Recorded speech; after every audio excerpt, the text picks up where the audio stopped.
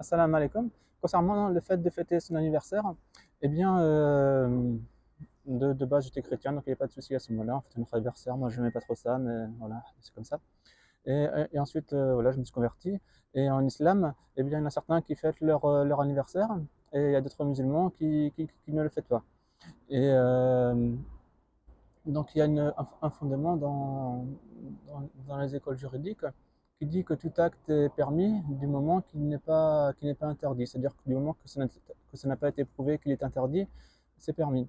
Et le fait de fêter un anniversaire, eh bien, c'est quoi? C'est un repas. Le repas, c'est pas interdit. On se retrouve entre familles, entre amis, donc dans le cadre islamique, bien sûr. Et ça, c'est permis, bien sûr.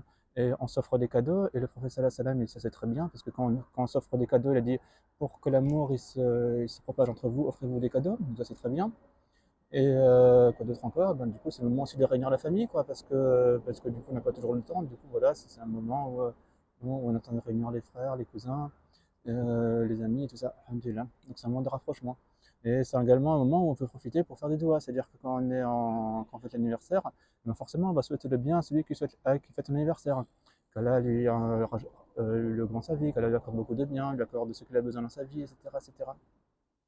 Et du bien dans ce monde et dans l'autre, dans la religion. Et voilà, de faire des doigts, eh bien c'est bien, c'est une occasion. Et donc en fait, il y a beaucoup de bien dans le fait de fêter son anniversaire. Et après, on remarque aussi qu'il y a différentes écoles, euh, et qu'il peut y avoir des divergences. Donc par exemple, concernant le fait de la prière, eh bien, selon certaines écoles, ce qui rend la prière valide, eh ben, selon d'autres écoles, ça peut faire que cette prière, elle ne serait pas acceptée. Donc voilà, pour voir, c'est également concernant les ablutions, alhamdoulilah. Et concernant les anniversaires, eh bien, la vie que je viens de dire, c'est la vie que j'ai appris en étant sunnite.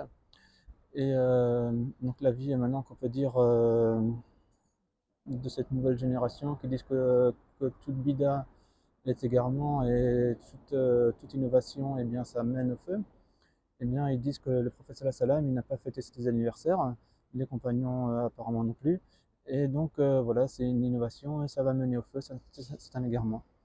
Euh, à la Warlane, il y a plusieurs écoles, donc voilà, alhamdoulilah, chacun est dans son école juridique et fait en fonction de cela.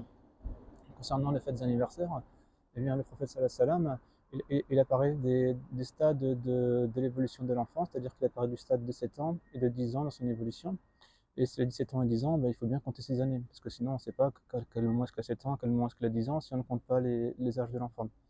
Et il y a également le stade de l'homme qui a 40 ans, ou l'homme qui a dépassé les 60 ans. Et, euh, et donc voilà, donc si on doit compter jusqu'à 40 ans, il faut qu'on compte bien nos années, comme anniversaire, ce qu'on a passé depuis notre naissance jusqu'à avoir passé les 40 ans. Après, c'est des choses qui ne sont pas obligatoires, effectivement, mais c'est le prophète sallallahu alayhi wa sallam, il a compté, il a parlé du nombre d'années de l'enfant, voilà, de certaines étapes de la vie des êtres humains. Eh bien, voilà, c'est-à-dire que compter le nombre d'années, c'est pas quelque chose qui est interdit, au contraire, c'est même plutôt bien de le faire. Et Dieu est plus savant. Salam alaikum.